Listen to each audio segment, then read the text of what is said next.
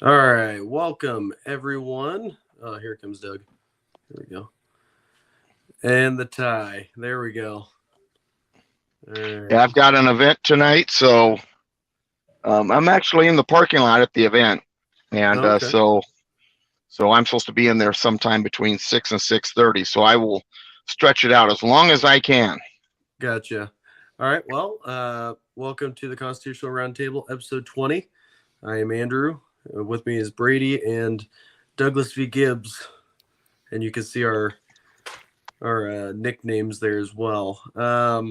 So last week, if you'd not catch with us, we were talking about Freemasons and America and how they may or may not be good and the hidden society within a society. It's like one of those little Russian dolls, but with secret societies, I guess.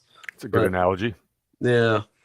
Uh, but anyway, Mr. Douglas V. Gibbs is hopefully going to enlighten us. Get it? Illuminati, enlighten. Anyway, enlighten us on some stuff with Freemasons and all that. Now I want to. Okay, so PSA here. I have not listened to the show. I have not talked to Brady about what he said or all of his information. So what I'm getting ready to talk about and say is me. It's not influenced by the show. Is not influenced by any conversations with him. And I am curious if we are on the same page or not. I am very curious about that. I have a feeling he and I are probably in the same. What would be the right way to say it? In the same region, but we'll see. So, let me know. I'll let you know if you get anything wrong. So I'll let you know if you. You'll let me know if I get anything wrong. Wow. Oh, Doug, by the way. Boy, he's strutting, isn't he? By the way, last week we had 12 viewers during the live, so you got to beat that now, Doug. Okay. Well, and I forgot to add that I was going to say my piece on Freemasons in my email, so nobody knows, but that's okay. I'll be sure to advertise this afterwards the best I can, so we can get lots of later listens. Okay, now because I'm using my phone, because I'm out waiting for an event to start that I'm at, I can't see this chat room, so I'm not gonna get into the chat. I'm using my phone, and I can't get into the chat like I can at home on my computer. So chatters, sorry, I won't see what you got to say. But that all said, yeah, it's good to see you. How's the tooth? Mine? Yes.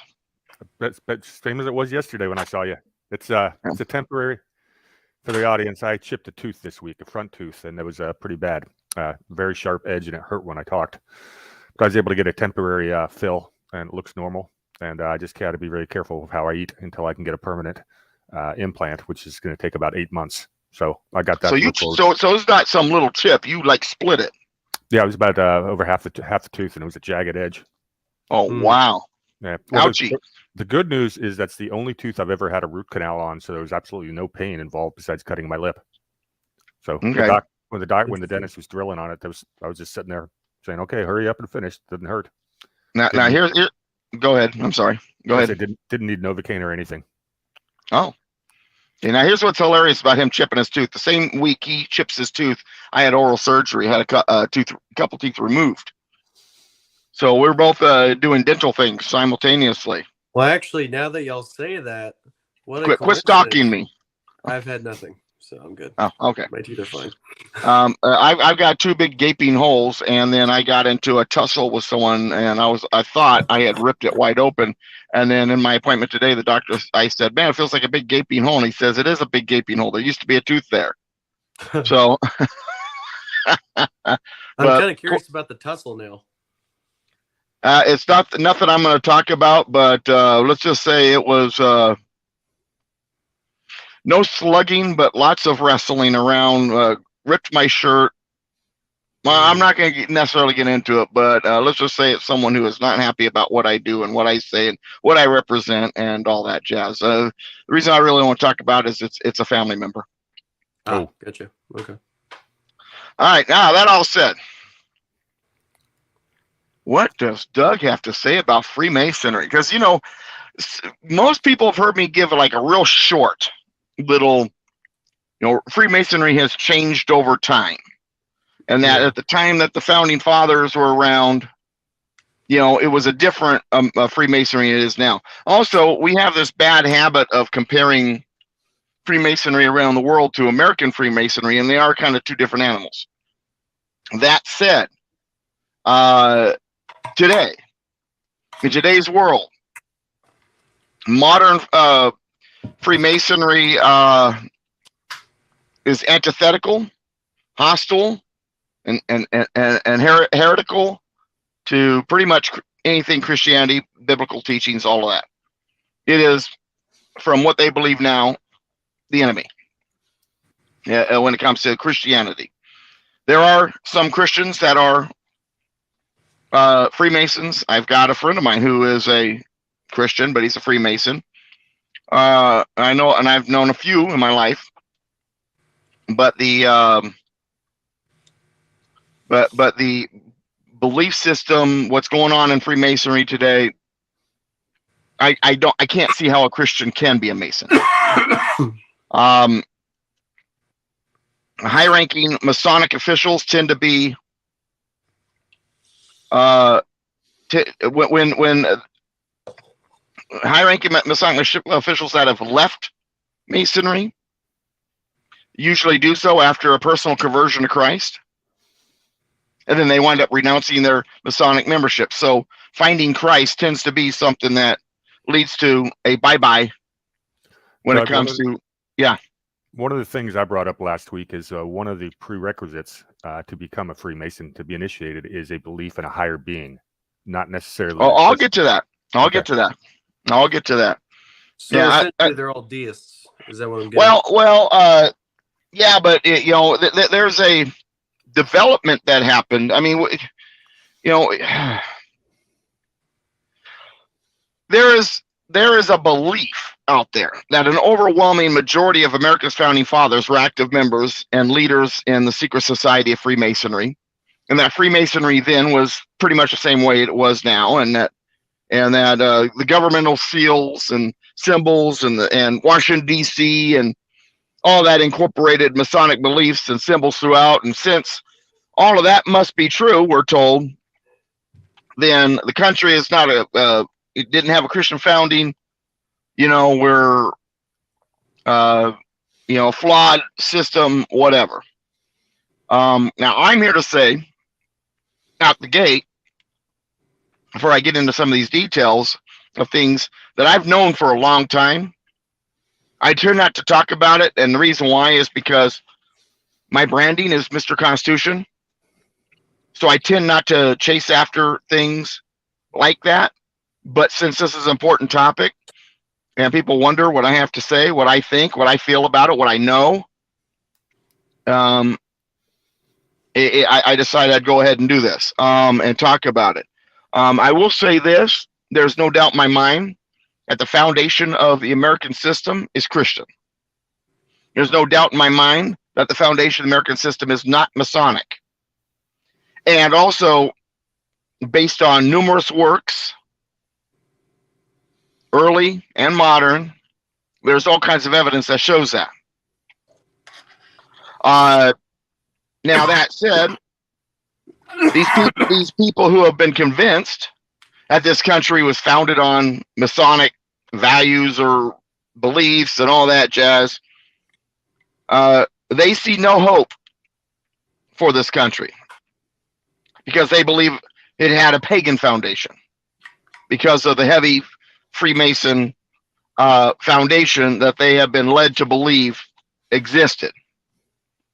Well, Doug, let me comment on that real quick. I hate to distract your train of thought, but I guess that was one of the questions I posed a couple weeks ago, was because there's a lot of people that believe that because like for instance, DC has pentagrams in the street layouts with the Freemason logo, whatever you want to That's call it. actually not true. If you really look at it, a lot of those things that they claim was a part of the original building of that and that created that symbolism weren't added till later. Interesting. Okay. All right, so you're taking what it is now and you're finding symbols, but a lot of that stuff wasn't even there. Matter of fact, some of it was underwater that created the symbolism, so there couldn't have been something in those spots to create what the people were coming up with. So what do you think that they were creating? What do you think that those layouts? They were creating a city. If you look at the original blueprints and the original layout, it is not anything near what it became. And if you believe something enough, you can find anything. Sure. You can find the points if you want. For example, CRT's and BLM's really good at this. Everything's racist. So everything everybody says is automatically racist, and they see racism in everything. And if they don't see it, they'll figure it out. They'll find it somehow.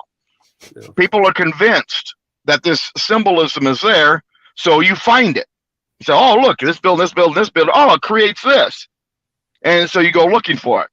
But if you look at the original blueprints, and you look at the timing of when things were built that represent the edges or the points of these different symbols, it makes no sense because these things were built at much later times and weren't even planned in the original building of Washington, D.C. Now, that said,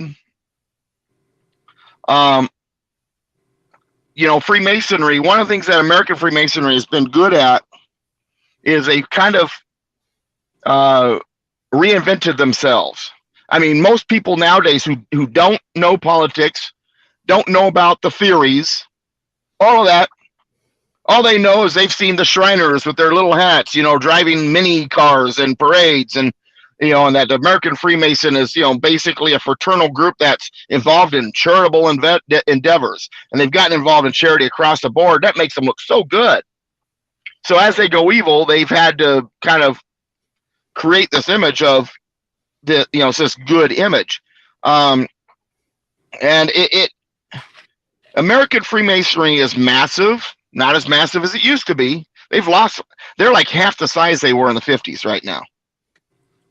But it's a very rigid infrastructure, very organized infrastructure. They've got a complete system of rituals, different degrees of different rituals for different degrees and levels and all that jazz. They have religious and philosophical teachings that are not Christian. When I say religious, I'm not equating that with Christianity. I'm equating that with religious, and even Satanism is a religion. So you can draw from that anything you want there. And currently it is America's largest and oldest secret society that exists. Its origins goes all the way back to about 1730. 1730, it began to emerge in Pennsylvania and Massachusetts. Masons then and now tended to be prominent and visible members of the society. And because of especially today, the disproportionately high percentage of high-ranking and powerful officials in from such a really, when you look at the grand scheme of things, a relatively small but secret organization, you get a lot of conspiracy theories about its influence, and whether or not they're true in today's dynamics that we could debate all night. But my purpose here is not to get into those debates. My purpose is to determine and explain to you if Freemasonry was the heavy influence on the founding of this country that people claim it was, and if Freemasonry was, then that would mean that we don't have a Christian foundation. If it wasn't, then we do have a Christian foundation. Or could it be maybe a blending of something else too? And so that's kind of my purpose here. So I really don't want to get into the evils or what they're about per se as much right now as I do the influence on the founding. Because remember, I'm Mr. Constitution, so that's kind of going to be my angle. Go ahead with your question. Yeah, I thought you had one, Andrew. Did he freeze? He may have frozen. Oh, okay. Yeah, he hasn't moved for a while. All right. Well, in that case, I will keep on going. Now, like I was saying before, what they got half the members they had in the 50s. So it's in a downward, membership spiral. And while, like I said, Masonic members include many political officials, the Masonry itself doesn't typically involve itself directly in politics. One of the things, Doug, one of the things I talked about last week is how the Illuminati, after they got broken up in Europe, basically started infiltrating other secret societies, and so with Freemasons would have been a really good hiding place for secret society. You hide within a secret society within a secret society, and that's where a lot of the worst things came out. And the other real big change with the Freemasonry is with the introduction of the Scottish Rites. Well, and once again, I mean, you got like 4 or 5 phases of Freemasonry throughout history in which there were changes. And there is a slight bumping into the Illuminati. Let me get with where I'm going through now. I don't want to get ahead of myself, but there's definitely some connections. I'm not disagreeing with you. Once again, though, my aim here isn't really as much that later on as I am the beginning. Because for me, being Mr. Constitution, the questions I get weren't all the founding fathers, or most of them, or a majority of them, or more than half of them, or a good percentage, if not half, members of Freemasonry.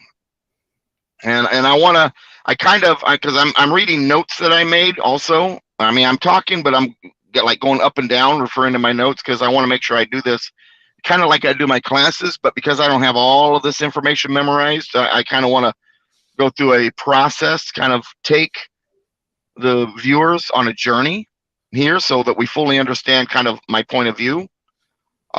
So I appreciate the comment, but I don't want to get ahead of myself per se. You know how I am with that. Kind of have my own way of kind of presenting stuff. I'm just trying to make sure you don't miss anything. No, I won't miss anything. And if I do, I'm sure you'll flog me later. Okay. So now,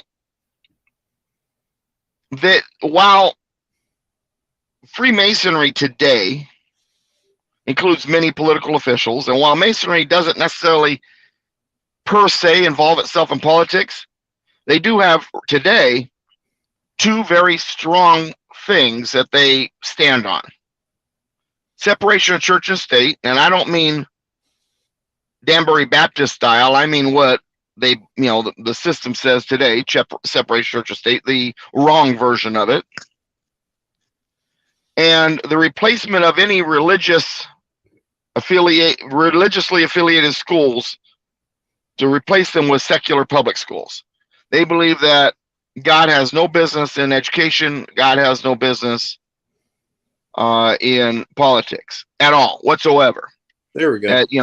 Okay. So once again, I am not discounting the anti-Christian stance of Freemasonry, American Freemasonry specifically today. Now that said, American Freemasonry is not as far gone as European Freemasonry today, but they might as well be almost brothers at that point.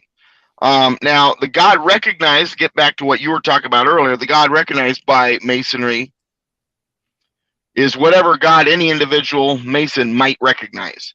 So to kind of avoid controversy, they've come up with this single deity name, the great architect of the universe.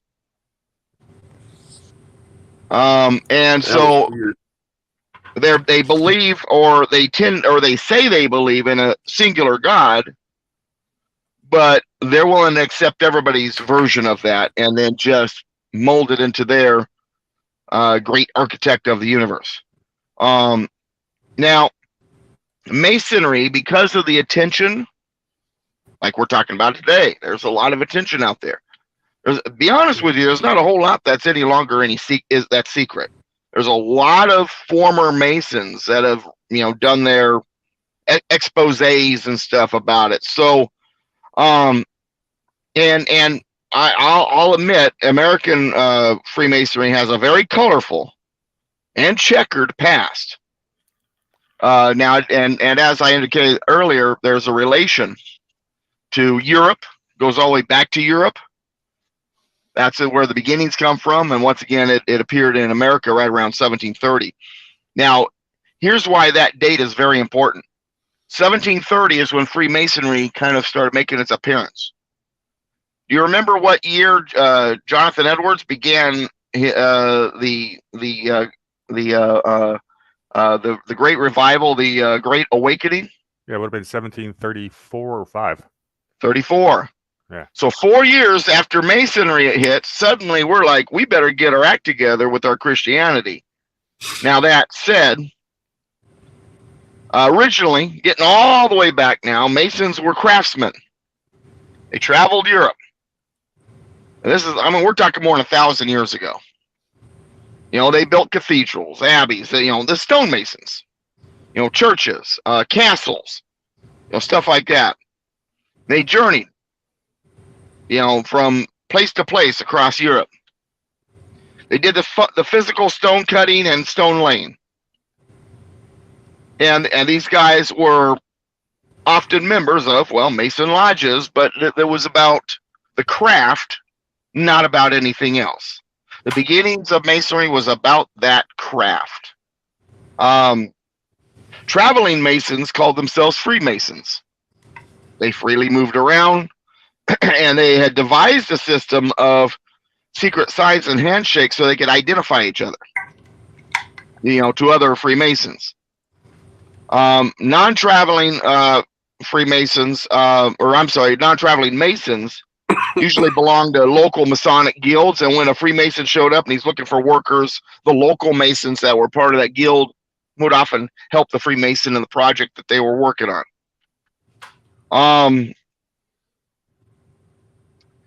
And when you look back at their early constitutions, and some of them that I found, the old charges of 938 AD, early Masonic regulations. 1, God and religion, very important, not only because a primary source of their work was cathedrals, but also because most countries had state-established religion, so God and religion was like their number one thing that they had front and center. Once again, this is before Freemasonry made any changes. This is when it was still a craft. 2, Masonry was a professional craft, and they had regulations regarding the conduct, behavior, and training of the other Masons. 3, the science of geometry, understanding the scientific and mathematical basis for architectural designs and calculations. And 4, regal duty, instruction in royal protocol, since much of what they were building was at the request of monarchies and nobles and governmental church officials. I'm actually really glad you had your dental work last week, because hearing you give your version of the history of the Freemasons, nothing contradicts what the narrative I told last week, but we couldn't have done them side by side. So Gotcha. This is actually working. So this is better. All right, Yeah, very good, yeah. very good. Well, and that's the reason why I wanted to open it with that. I made sure, I actually purposely really didn't talk to you about it. I kind of stayed away from the topic on purpose because I didn't want to be affected or influenced. I didn't want people to think I was influenced. And I have this funny feeling that a lot of what Brady and I went through are similar. There may be a few variations, but I think for the most part, we're probably going to kind of follow the same path. All right, so the 926 Constitution instructed that every Mason shall cultivate brotherly love and the love of God and frequent holy church.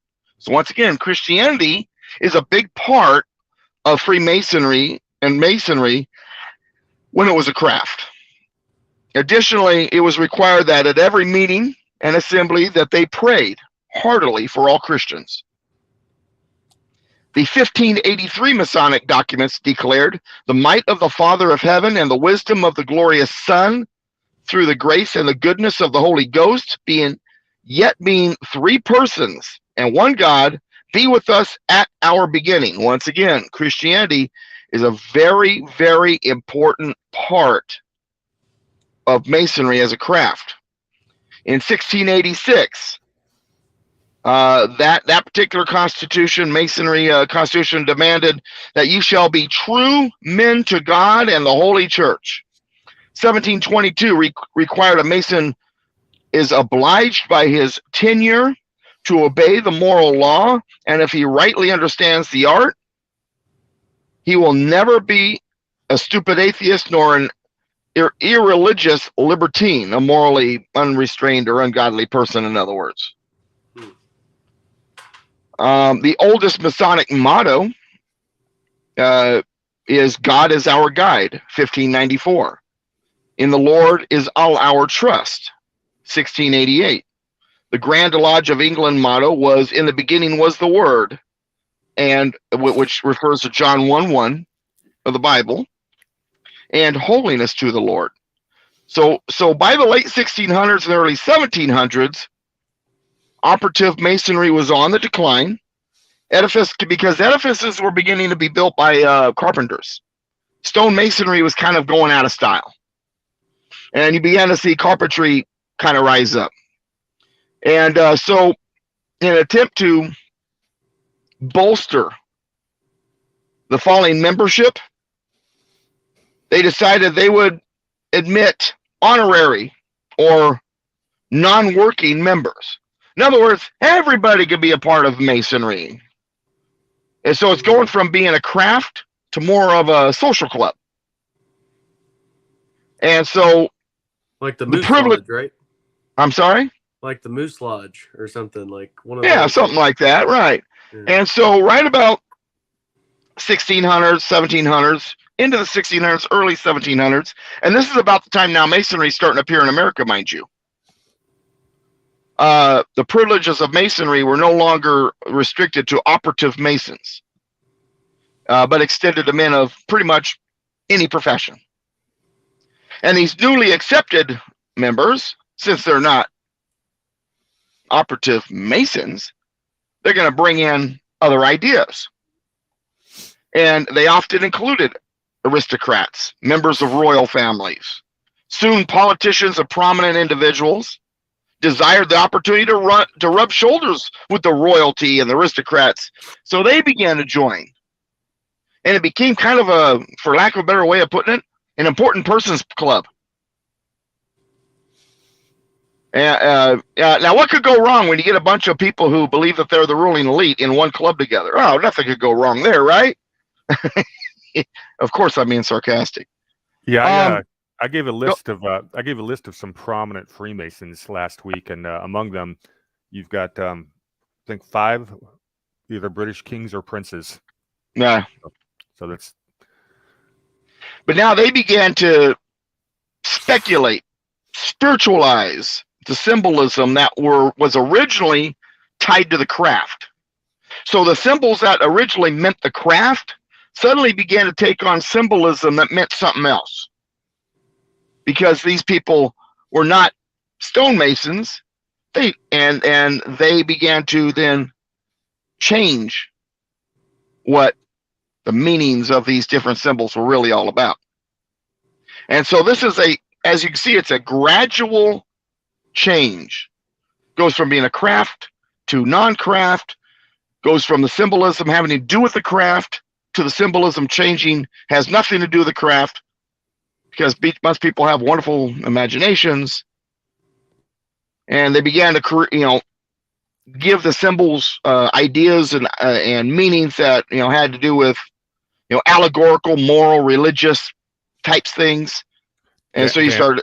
Yeah, Dan Brown comes to mind. Yeah. Oh, yeah. So by 1723,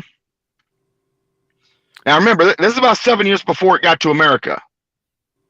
By 1723, these new Masons had developed their own standards to replace the old charges that had previously governed operative Masons. So while the Christianity aspect was not gone, it was slowly being challenged and in some places replaced by these new symbolism, these new ideas. And among all of the new teachings, speculative Masonry, they at first tried to preserve and incorporate some of the old traditions, but they're also blending their new traditions into it. Some of the older ones that still was there, the 3 degrees, secret methods of recognition, the requirement of a belief in God at that point was still remaining, but changing, being transformed. And so now operative Masonry at the time and early, that Masonry still at that time, even though it was starting to go through the changes, they still held on to the veneration of God, the purification of the heart, the inculcation of the dogmas of a religious philosophy. But then speculative Masonry or Freemasonry, they began to transform slowly their system of ethics. So like all other systems, they tried to be ethical, but they weren't leaning as heavily on the virtuous ideas of biblical text like they did before. And these distinctive doctrines, be honest with you, were very unchristian, that began to blend into it during the 1700s. So you have these moral, religious, and philosophical ideas that are slowly changing from a Christian foundation to something else, because you've got these non-stone masons that are workers basically, that have now taken over this idea, this club, this foundation, this Secret whatever you want to society. call it, this society. So speculative Masons, they began to date their publications by their own calendar systems, because they decided that Adam was the first Mason, so they would count it from time from Adam rather than the birth of Jesus. Well, if you look at the Bible, you have 2,000 years from Adam to Abraham, 2,000 from Abraham to Jesus, 2,000 from Jesus to today. So what they would do is they take those two sets of 2,000 before Christ, 4,000 years, and they would add it. So whatever the year is, you add 4,000 years, and that's kind of how they began to date their documents, their publications. Yes, sir. I can see the wheels turning. No, I was just going to ask: is it 2,000 years exactly? No, but that's roughly. So yeah, I mean, if you look at all the begats and the begat and the begat and all of that, it's roughly 2,000 years from Adam to Abraham, and 2,000 from Abraham to Christ, and it's been 2,000 since, which is 6,000 years. And then that's why a lot of people believe that we're on the verge of the quote-unquote end times, because then you count in the millennium that is said to exist after the rapture. I'm not going to get into the theology of that, because there's a debate there that we can have too. But if you get into that common belief, then you got the 6,000 plus 1,000 millennium equals 7, which is God's number. So that kind of has a lot of Christians believing this could be that moment. Well, I was going to say, I already died from Y2K. That was all over then. Well, obviously the calendars have changed. They've been manipulated, and I don't know what God's exact plans are. I'm telling you what's believed. I'm a firm believer that that's possible, I suppose, but I always cling to the book of Matthew, where it says only the Father in heaven really knows. So I can speculate all I want. I can start adding numbers all I want. I can figure out calendars all I want, but in the end, all it does is prove I still don't know.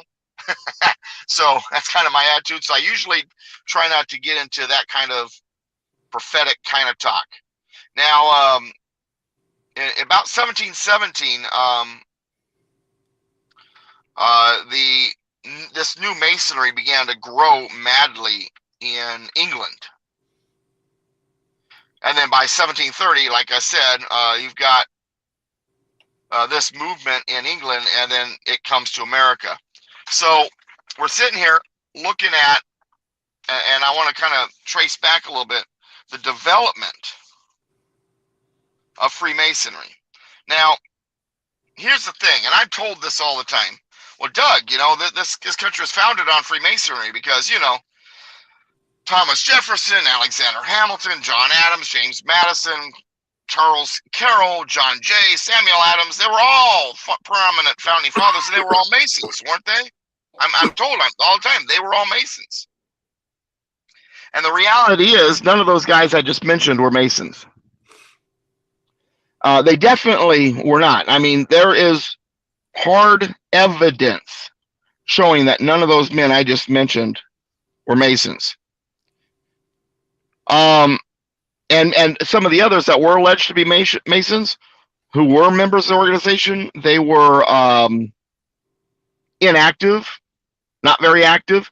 If you count those people and the people where we don't have proof that they weren't, you have the people who are inactive Masons and you have the active Masons, and you add them all up, then about 16% of the signers of the Declaration were Masons, and about 25% of the Constitution were Masons. So first of all, that's a low number, and that's being very conservative and adding into that number those who were inactive Masons. They went to maybe one meeting or something like that, or they resigned shortly after joining, or people that we don't have hard evidence that they were not. Hey, Doug, so can you give me those numbers again? The percentages? 16% at the highest possible maximum, based on what I just gave you. 16% for the Declaration and 25% for the Constitution. Do you know how many Freemasons there are in the world today? I think it's like 2 million in the country. I don't know about the rest of the world. It's 6 million is the estimate. Okay. Of which I believe was it 5,000 or 50,000 are women. Well, there were about 4 million Freemasons in the United States in 1959. But right about today, it's about 2,000. That's what I was saying. Their numbers are declining in the United States. I don't know about elsewhere, but here, the number's been declining, and they're half of what they were in the 50s. But is their power declining is the question. That's a good question, and I'm not, once again, that's not my aim here to get into that necessarily yet, or much, because once again, as Mr. Constitution, my big thing here is, were we founded as a Freemason country, or were we founded as a Christian country? That's kind of my aim here. And you and I have always kind of done that. I'm more of that era, and you know a lot more of eras later, when you get into that stuff. So I'm not going to debate you on what's going on now, but I sure as hell know what was going on then, if that makes sense. Yeah, as long as you promise to go back and watch last week's show so I don't have to repeat it. Oh, I will. I plan to, but I purposely didn't because I didn't want to be influenced. No, all right, so like I said, yeah. It's working out well. I'm enjoying this. I've actually learned a few things from you today. So good. All right, that's very good. All right. He's grinning despite the tooth. And if I grin big enough, you'll notice that I'm on my way to becoming, a guy that can be accused of lying through his tooth. But anyway, I love that joke. All right, so what I'm getting at is most of the founding fathers were not Masons. First of all, John Adams, Samuel Adams were not Masons, and actually, the evidence to prove that was the conclusion of the authorities of the Grand Lodge of Massachusetts. So the Masons themselves discovered that, and they want you to think a lot of more. So they went, and so they sat to prove they were, and then it turned out the evidence showed that the Adams cousins were not. James Madison, no information has ever been located which would indicate any possible membership in the Masonic fraternity.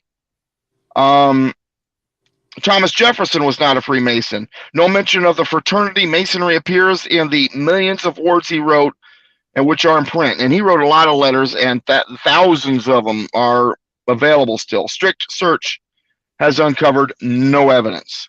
Alexander Hamilton, I almost would believe he would be and was.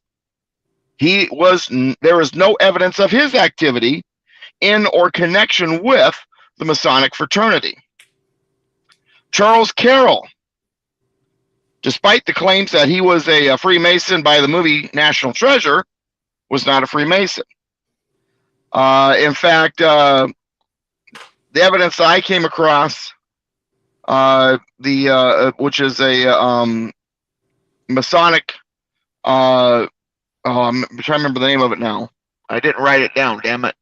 It's a Masonic something Academy, something like that. But anyway, they're the ones that has the evidence or lack thereof of Carroll, and they indicated in a quote. Let me see if I can find this quote. I wrote it down here.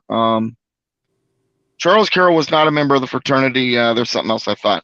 Carroll was an active and devout practicing Catholic, the only Catholic signer of the Declaration of Independence. The Catholic Church was and still is one of the fiercest opponents of Freemasonry, with over 15 papal pronouncements having been issued against Freemasonry since 1738.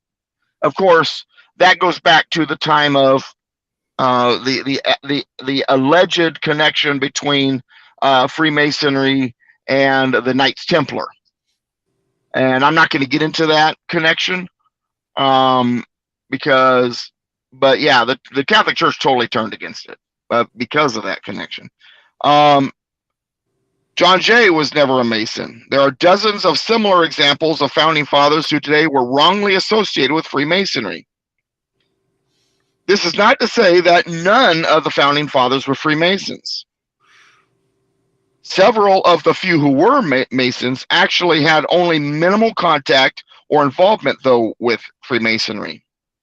For example, signer of the Constitution John Dickinson became a Mason on January 11, 1780, but his membership was followed by the notation in the Masonic records, never since appeared in lodge. Similarly, signer of the Declaration William Hooper became a Freemason, and then the lodge of which he was a member ceased to exist. And no records have been found of him attending any other lodge.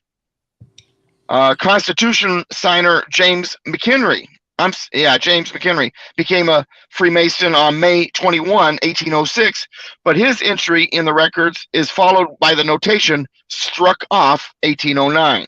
So after only 3 years in the organization, he left it. He resigned. Most of the founders were not Masons, and many who were, at best, were inactive. So, I guess which begs the question. I'll have a question, then a follow-up question. And by the way, I'll give you my sources on those percentages later, Brady. Great. First question: what about George Washington? I will get to him. We'll get to George. Okay. Follow-up question: is there? I definitely have a whole. I'm sorry. Go ahead. The follow-up question is there a national treasure buried under, like National Treasure, the movie? Yeah, it makes for a good movie. I don't know. That's a good question. And if there was, it doesn't mean it was because of Freemasons. Hell, Billy the Kid buried a lot of stuff. I'm actually an ancestor of the Dalton boys. Of course you bank robbers. Their sister is like my great-great-great-grandmother or something like that.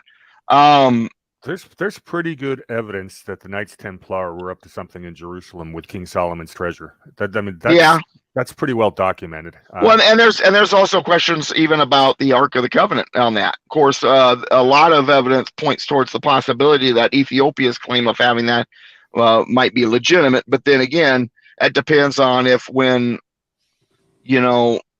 did the Knights Templar actually hide it there in Jerusalem, or was that a replica, a duplicate that was taken? Did the Assyrians take it? I mean, so there's all kinds of questions that we may never have answers to. And the Knights Templar, though, For lack of a better way of putting it, they were essentially early bankers, and they did so well that they got so rich and powerful that it challenged the Pope and the Church. And you don't want when you're a ruling elite-minded person, you don't want anybody to get close to your power. So what do? You destroy them, and that's essentially what happened. They were accused of heretical things, satanic rituals. Were they real? Were they not? Was it just an accusation, or was there was some truth to it? And I think there is enough evidence on both sides to say I don't know. Well, let me interrupt real quick. Hold on. Yeah. You had me at gaming. Thank you for subscribing and welcome to the show. This is one of my friends from Patriots.win, and he'll have a show later tonight, and I'm probably going to go check that out. Feel free to put the link to your show in the chat here, and maybe some other people here will check you out. Doug, I was going to comment that the greatest treasure that's been lost, and that there are rumors that it may not necessarily be lost, and I would love to God, I would be the happiest guy in the world if this was true, but the Library of Alexander, there's rumors that a lot of it was evacuated before it got torched. Yeah. And if we could recover some of that history, I need to wrap this up because I've got an event to go to that's in the process of starting. So let me wrap this up if you don't terribly mind, because I'm kind of limited more so than usual. So the Masonic, so there were inactive Masonic founders. There's inconclusive evidence of their alleged Masonic activity. There's indisputable evidence that of who was not Freemasons. And so the evidence really shows that the percentage of founders who are Freemasons is a lot lower than people are arguing. And also Freemasonry itself has undergone radical changes.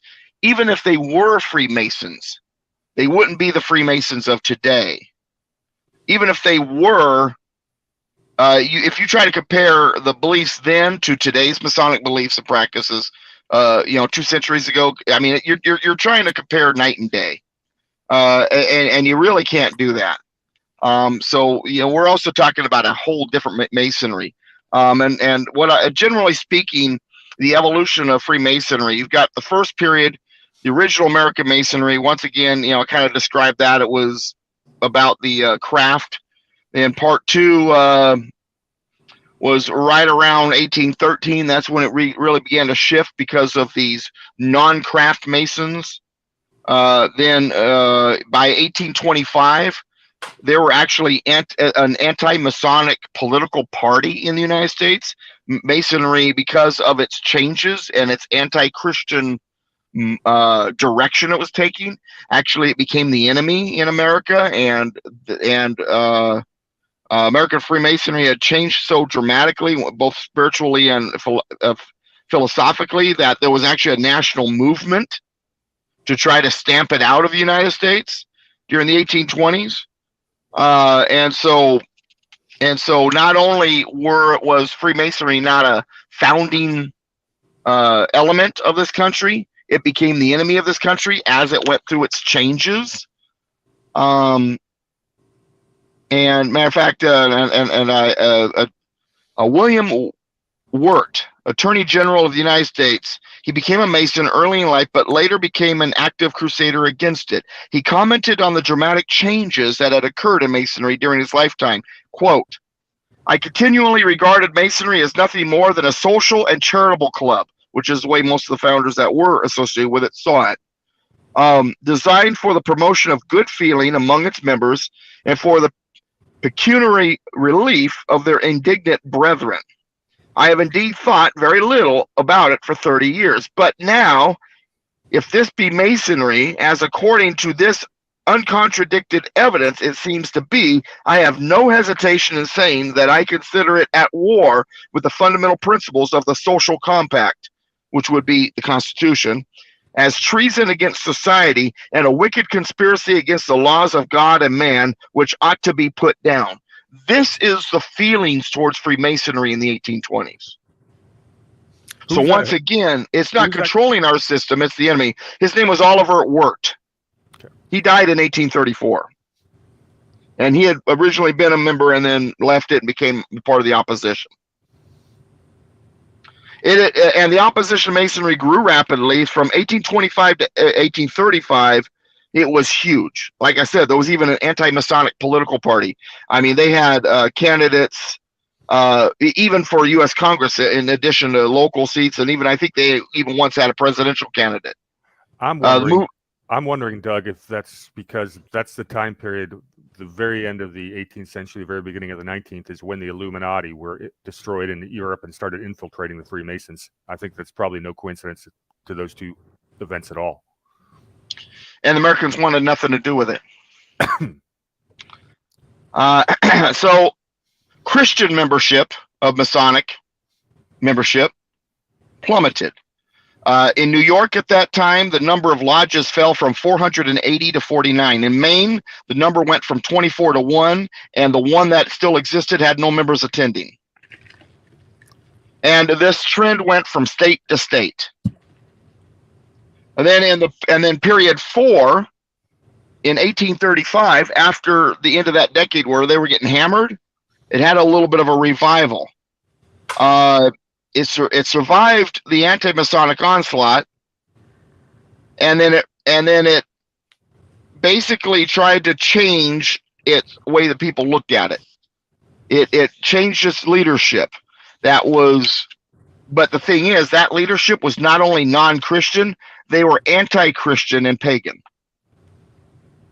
And so 1835 is when we really saw the last vestiges of any Christian connection to Masonry gone completely, if there was any left by then. And then, of course, these two leaders could be charged with being the ones that really brought about this. Albert Mackey, and I have a book by him, by the way, called The History of Freemasonry. He was alive from 1807 to 1881, and Albert Pike, 1809 to 1891. I did Pike in detail last week, so you can skip over. Okay. Well, basically, because of Masonry's new philosophy that was even more anti-Christian, a second anti-Masonic movement emerged in the United States. It really became a battle. Then we got the modern Masonry in the 20th century, where they try to create widespread respectability with their charity work and so on and so forth. And you've got leaders, Teddy Roosevelt, Taft, Harding, Franklin Delano Roosevelt, Truman, President Johnson, the latter one, Gerald Ford, all Masons, Supreme Court justices. I can go through the list, but I'm running out of time. U.S. representatives, governors, you name it. There's a lot of prominent people who are Masons. And despite and they try to show a wholesome public image, but many denominations, Christian denominations, still oppose Christian affiliation because they are anti-Christian. They have anti-Christian teachings today. They reached their peak in membership in the 1950s. I mentioned that earlier. In 1959, they had about 4 million. Now they're well below 2 million. And young Americans aren't interested. So, and their teachings are still very anti-biblical and very against what we believe. I've got a handful of things I want to mention. George Washington. You asked about George Washington. We got some notes here. He had a strong assertion of his relative non-involvement in Masonry, even though today the opposite view is presented. There is writings by him that is anti-Masonic. He undoubtedly the most recognizable founding father and is claimed to be associated with Masonry. He told Reverend Snyder that he wanted to correct an error you have run into of my presiding over the English lodges in this country. The fact is, I preside over none, and nor have I been in one more than once or twice within the last 30 years. Those are Washington's words about Masonry. So he was a Mason, but walked away. Once again, the few that did associate themselves with Masonry were either inactive or so small in their activity, they might as well have been inactive. The genuine Masonic activities in which Washington participated in were few. That said, when he gave his oath, he asked for a Bible to put his hand on. And since they didn't have a Bible, he did know, and they went and got it from the Masonic Lodge down the street, which once again goes back to what Masonry was compared to what it is today. As for the key locations, the alleged pentagram in Washington, D.C., most of those points were neither planned nor built until almost a century after the founders. The Jefferson Memorial, for example, a key to the imagined Masonic symbolism of the city, was built. It wasn't built until 1943, and it never appeared in any original 1791 plans of the city. In fact, at that time, the land upon which the Jefferson Memorial now is was actually underwater in the middle of the Potomac River at the time of the planning of the city. The center of the pentagram, the Masonic house of the temple, was not built until 1915, and it never appeared on any early plans of the city. Yes, go ahead. I was going to talk a little bit about the Masonic symbolism on the currency and some of the stories behind that. I'm going there next. Okay, I did not want to do that when you left, so I'm glad you're going there. All right, so the Great Seal of the United States. The pyramid has 13 levels. That's the 13 colonies. The eye of the pyramid is not the all-seeing eye of evil. It is the all-seeing eye of God. Because let me find my notes on that here. The all-seeing eye is specifically described as the eye of providence. God is watching over his people both day and night and intervening on their behalf to destroy their enemies. The eye of the Great Seal has no pagan, Illuminati, Big Brother government eye, and it actually is to the contrary. It is the vigilant, all-seeing eye of the Almighty God. Now, Benjamin Franklin, he was a Mason. So finally we found one. Finally. But yet, if he was a Mason, he wasn't a very good one, because he's the one that proposed on that Great Seal. Moses lifting up his wand and dividing the Red Sea, and the Pharaoh in his chariot overwhelmed with the waters. And then he's the one. I know everybody thinks Jefferson said this was actually Franklin. Rebellion to tyrants is obedience to God. So if he was a big, bad, evil, satanic Mason, that kind of activity, that kind of language, that kind of involvement in the seal and what he suggested would not make him a very good, Mason. Okay, and then the language. Oh, it says there's a new world order. Well, actually, technically, the translation of the Latin is not New World Order. That would be Novus Ordo Mundi or Mundi.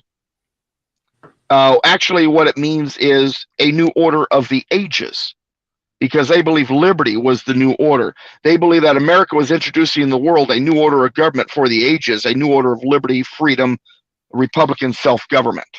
That kind of makes sense, just because before that, there's not really an America in existence. No, everything's ruling elite. Liberty is the new order. Yeah, that makes sense.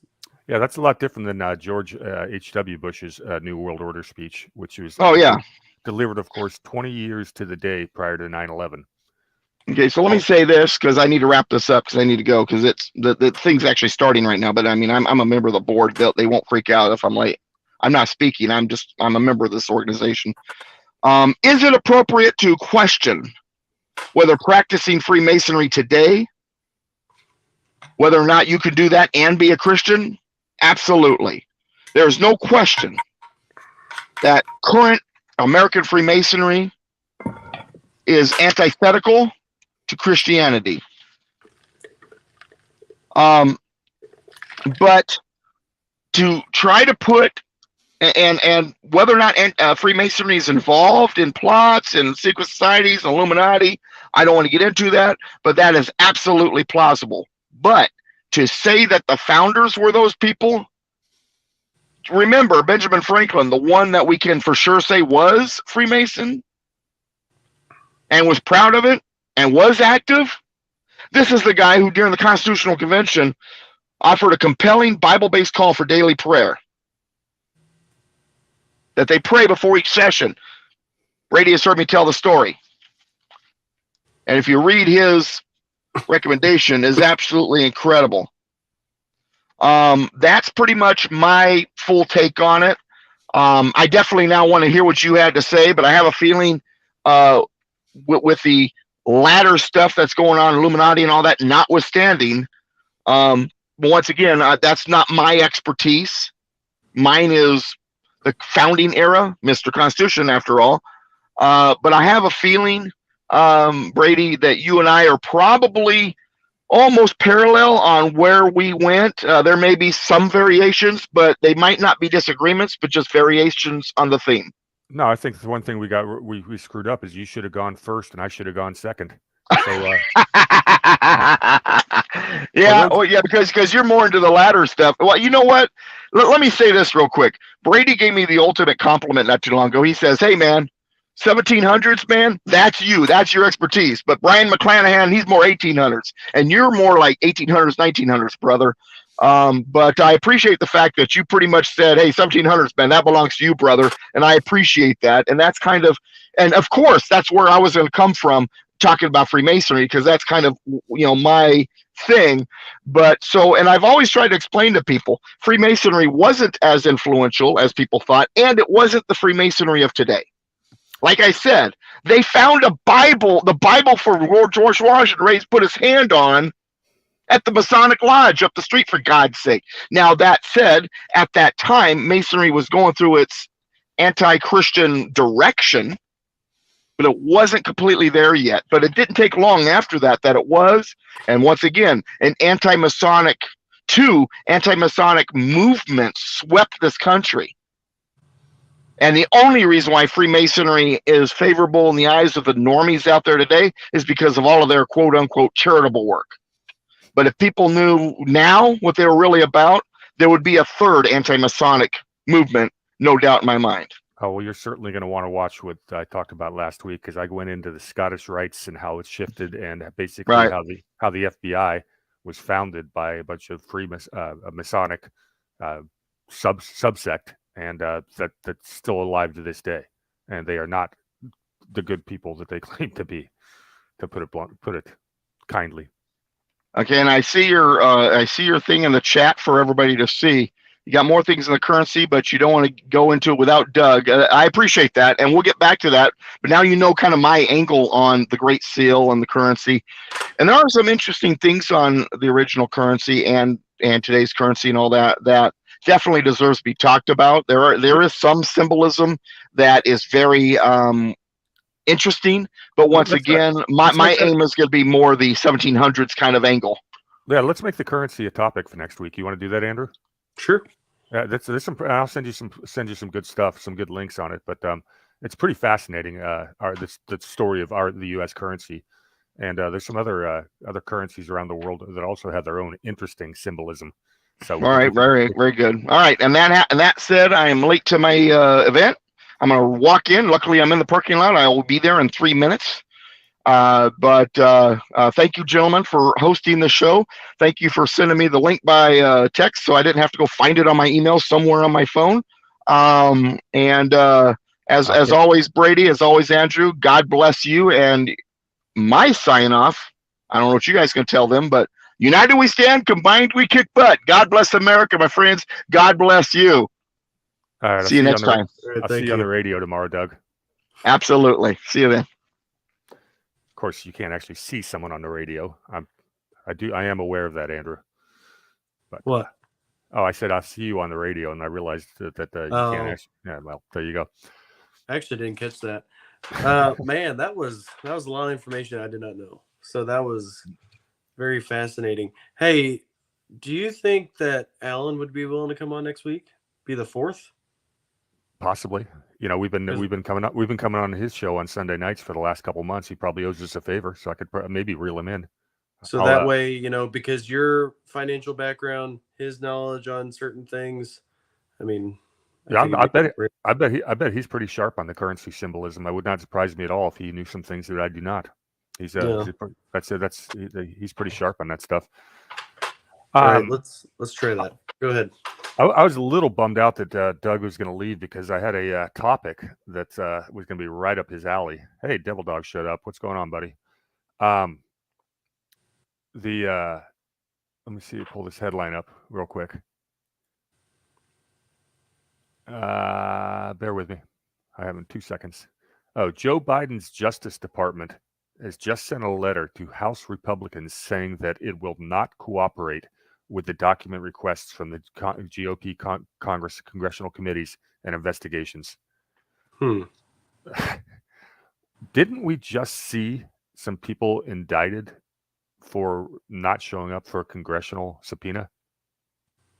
And now, literally 2 months later, yeah, they were calling it obstruction of justice. Steve Bannon got 4 months in jail.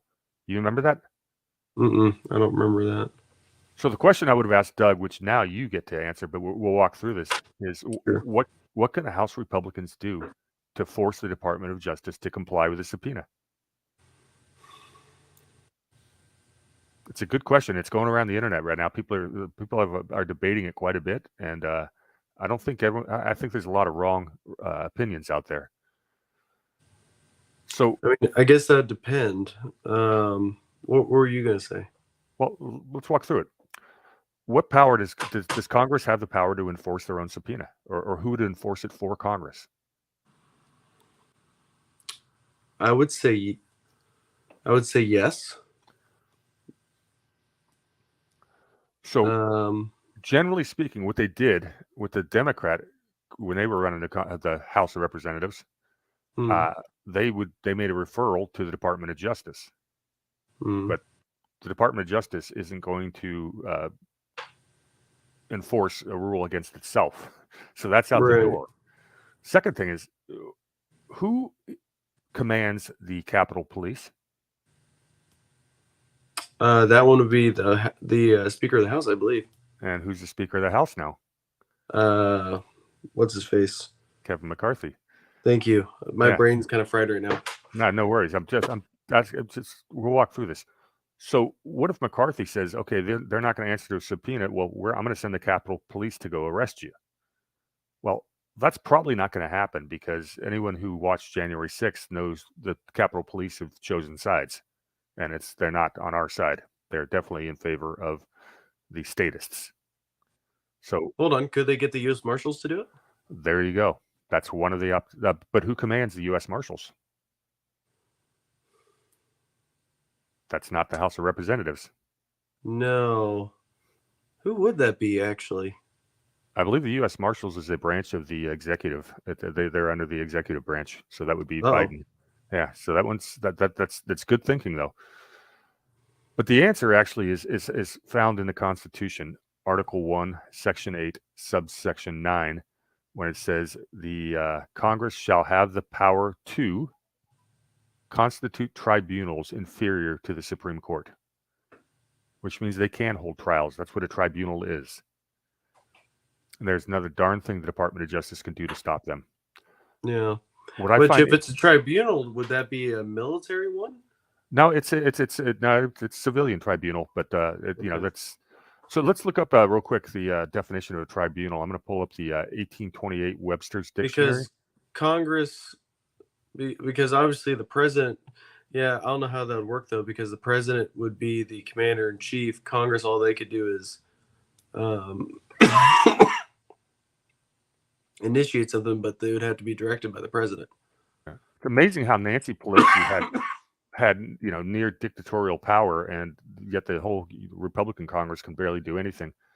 Yeah. So a tribunal. Let me just I'll do the screen share for this one, and bear with me. You should be able to see it now. Yep. Okay. Generally speaking, when you look at the 1828 Webster's Dictionary, which is the oldest dictionary out there, I always keep it bookmarked. I reference it all the time. They list the definitions in order of how frequently they were used. And over time, those definitions will shift. Newer ones, newer usages will bring an older definition to the top. But a tribunal is the bench on which a judge and his associates sit for administering justice. Well, that somewhat applies. More generally, a court of justice, as the House of Lords in England, is the highest tribunal in the kingdom, something I did not know. And the third one is about musical. But we're talking about number 2. It is a court of justice. So Congress has the ability to hold these trials. Gets a little bit fun. We just saw the ending of the January 6th Commission. Mm-hmm. They called that a commission. They never called it a tribunal. Why? That was Because the definition. Go ahead. Oh, go ahead. I was going to say because they can't. Well, they can. They just haven't held a tribunal in more than 100 years. But for some reason, I'm still working on this, so I got to look into the history of it. But Congress has had the ability to do this. Even the Warren Commission, and we've had commissions looking into all kinds of things, from the McCarthy hearings to, McCarthy was Senate hearings, and this is the House of Representatives, so that's not true. But I mean, they've had all kinds of commissions, but they won't call it a tribunal, and it's interesting why they don't. And I want to get to the bottom of it. I think it's probably going to be an interesting story, but that's kind of popped up on my radar here in the last week. Hey, Devil Dog may have Devil Dog. Okay, that was one of the better suggestions I read online today. He says Congress has a sergeant of arms to enforce a subpoena. That is absolutely true. But here's the thing: there's a sergeant of arms appointed by the speaker. I don't know the answer to that. We need to find that out. Because that'd be important. Because if the sergeant of arms is of the Pelosi, why would that person do that? Well, no, it's a great question. I would imagine, sort of like Trump should have done when he came into, in 2017 and took office. He should have cleaned house and got rid of all the Obama holdovers. That's not unprecedented. McCarthy ought to be doing that same thing, especially with the Capitol Police and the Speaker and the Sergeant of Arms. Devil Dog, that's an awesome quote. I'll get to that in a second. Let me finish this thought. If an order were given by Kevin McCarthy to the Capitol Police and they did not follow it, I think that would be a great thing, because that would expose. I mean, that would expose Capitol Police for playing partisan politics, and that just helps us more and more, and basically debunking the idea that that certain date in January was the I word. I think it was all plotted and planned, and I think the evidence is pretty much overwhelming at this point. Well, yeah, even just with video evidence alone, I mean, it was insane. Yeah, we're about to see the power of the internet. When those 14,000 hours of tape that Nancy Pelosi wouldn't let be seen, when those are released to the public, the anons, the researchers on our side, the side of Liberty, are going to have a field day. And I'm buying the popcorn. I will be looking at video. I'll be posting like as much as I can. But we got some pretty sharp people on the side of truth. When we get access, if they should just do a big WikiLeaks dump. That's the same thing Elon Musk should have done with the Twitter files. He should have just dumped the whole thing and let us find what needs to be found, because we're better at it than one person parsing through it. We've got thousands of people out there, millions maybe, all over the world that are really good at researching. So Devil Dog says, when the 1828 Webster Dictionary was published, Webster said, "The only reason I wrote this dictionary is so the people can better understand the Constitution." I absolutely love that. I believe that is absolutely true. That I've seen that quote many a times, and it's definitely attributed to Noah Webster, who's got a lot of good quotes. That's a man whose life is worth looking into. He's an interesting guy. Yeah. But anyways, I think that showdown in D.C. is the brazen. I mean, how brazen is it for the DOJ to say, "Nah, we're not going to comply to a subpoena," literally 2 months after prosecuting Bannon for not complying with a subpoena? Yeah. And Bannon, I guess Trump didn't give him executive privilege or something along those lines, but I don't think Bannon's ever going to actually do the 4 months in jail. Yeah, I'm kind of bummed out that the U.S. Marshals are currently under the authority of Joe Biden.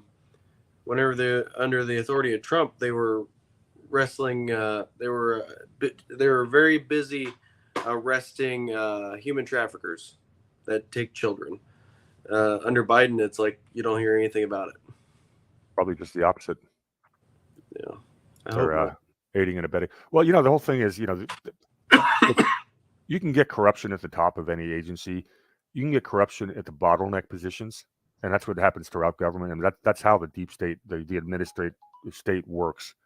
They put their people, the corrupt ones, in these bottleneck positions. But we talk about U.S. Marshals.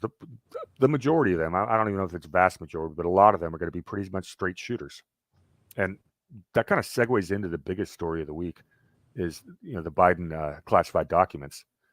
Dan Bongino had a great episode on this today, and he thinks that maybe somebody flipped on Biden, perhaps, and that's why the story got leaked. Apparently, there's a deal cut between the Biden administration and the DOJ to bury the story of the classified documents, but somebody flipped, sent an official White House email. Once that's part of the permanent record, they didn't have any choice but to respond to it. So there are probably some good actors in the DOJ, and possibly one of them is the prosecutor in Delaware who's been investigating Hunter Biden for 2 years, and he got the information and got enough information to put the pressure on the DOJ that they were forced to act. And when I say forced to act, what you see happen in a situation like that, if you're a straight shooter, or you've got bad actors, and that's maybe 5 to 10%. And you got straight shooters that are pretty good people that are maybe 10 or 20%. And then you got about 60% of any. This is with any bureaucracy. They're just showing up for their job and don't really, they're the sheep. But the sheep matter. So these bad actors in the bottleneck positions still have to follow the rules, and they can be forced to follow rules and do things that are not in the interest of the people of bad intent, because the rules. The agenda. Yeah, exactly. The agenda. That's a great word. Excuse me a second. My throat's getting.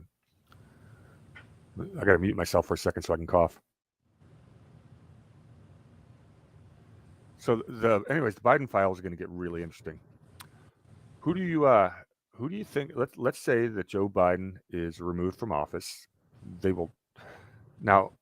The reporters who are being handed these quote unquote leaks or news stories are the same ones. They're the same handpicked ones that work for the intel agencies and other various parts of the administrative state. Ken Delanian being my favorite. They what they're trying to do is they're trying to set the narrative. They will do everything they can to push the narrative, and as opposed to the truth just coming out and letting us figure it out. This is that's what the media does. It's narrative setting. They will probably try to they're trying to downplay the severity of what's going to be revealed, and say they're going to try to say, oh, Biden's going to have to resign because he had classified documents, and they will use that as a way to keep Trump from running in 2024. That's absolutely, no doubt in my mind, they're going to do that. The truth of the matter is, it appears that most of these classified documents that Biden had were related to Ukraine. And Biden was Obama's point man in Ukraine. He was lobbying on behalf of Ukraine to try to get more arms in Ukraine. Ukraine has been a money laundering center for the DC power brokers for years, and I can go into a whole ordeal on that history. I could do a Doug style monologue on that right this minute. I've researched the heck out of the history of Ukraine. But as opposed to doing that, let's look at the implications for today. They're going to try to keep the whole Ukraine story from blowing up. They may be partially successful, but there's so much documentation and so many of us know the truth. I don't think it's going to work. I think this has a chance to blow the lid on almost all of the corruption, a lot of it. They could take out a huge chunk of the Democrat Party. And that brings up my next question for you. Yes. So the Democratic Party is made up of a bunch of different factions. You've got the Black Caucus, you've got the LGBTQ caucus, you've got the Raza, the Hispanic caucus, you've got the Progressives, you've got the Occupy Democrats, you've got what's AOC. Anyways, AOC's party is the Social Justice Democrats. You have all these different factions, and the caucus. just muted myself.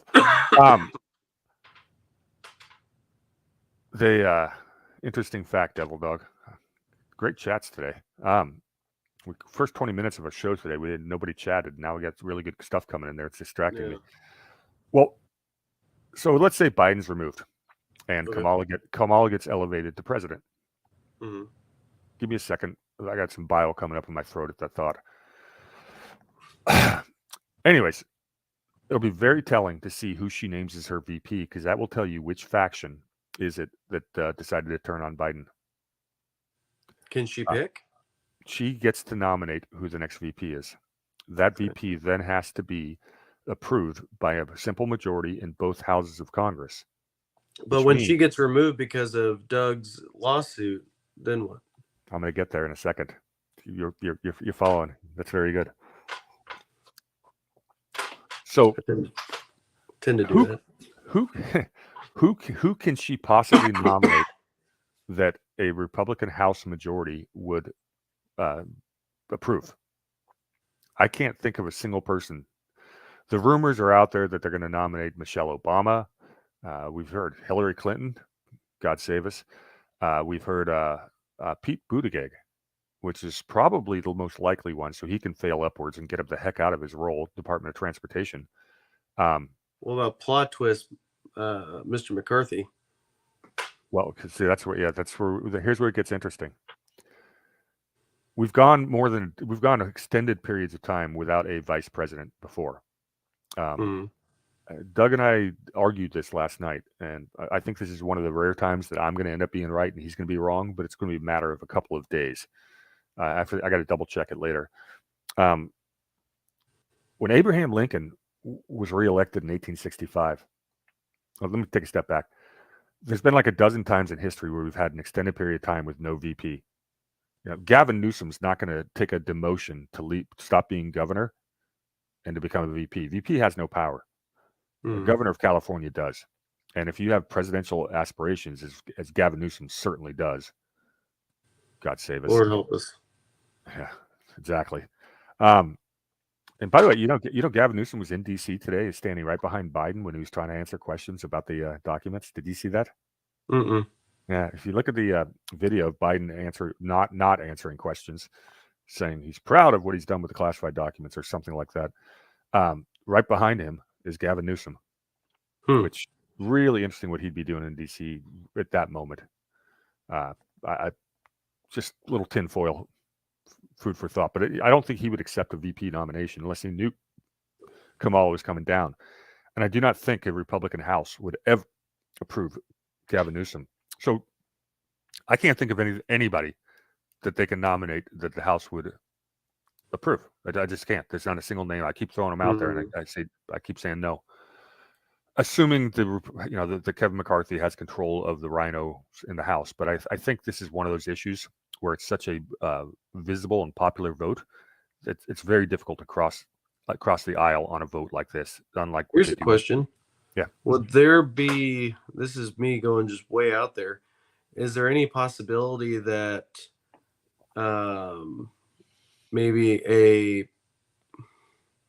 is there any way that the vice president would not become president, but they would either elect or appoint a interim president?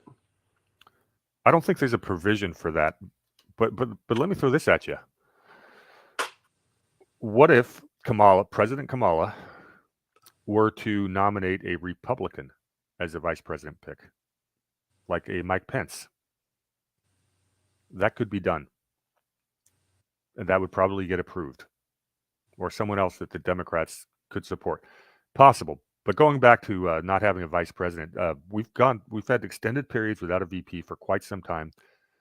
When Lincoln, and there's precedence to picking someone for the other party as a VP, and it was set by Lincoln. He was so unpopular in the North after the Civil War. He won re-election with like 39% of the vote. It's like the lowest total. I think it's the lowest total of share of the popular vote in history. He picked Andrew Johnson, a Tennessee Democrat, as his running mate, just so he could get the votes of those states, the less extreme versions of the South. I would say, That's how Lincoln got elected. When Lincoln was assassinated, so he was sworn in for the second time in March of 1865, and he was assassinated, I believe it's April 14th, so literally a month later of the same year. So that gave Andrew Johnson became the president. He had 3 years and 11 months as the president and never got a vice president.